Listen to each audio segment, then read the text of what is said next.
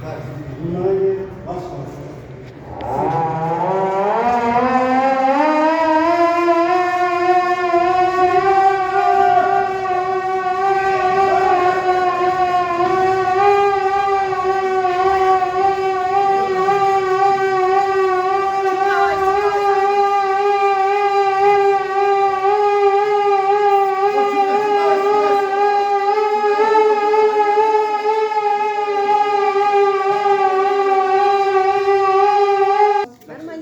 Yaxshi, bir minutda chiqish ketsin. Demasa, bir minutda.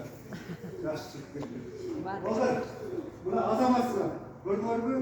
Bu tribunada kelib aytmaylar, zaten yetib turib bilmaysizlar. Qanchaqdan bo'lib, jevir qo'lsuq aytmoqda bo'lib, o'sha vaqtlarda o'zimizni saqlab chiqish kerak.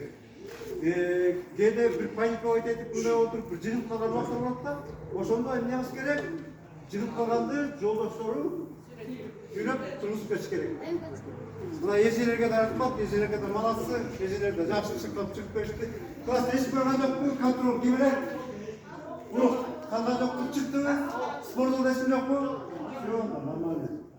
Bundan iyi şurada evet bir olarak oldurak oldu. Sporda değer olsun diye. Bu öz harbiyesiniz olsun. Şunu var mı? Tak. Şunu göz. Çok. Ha, şu.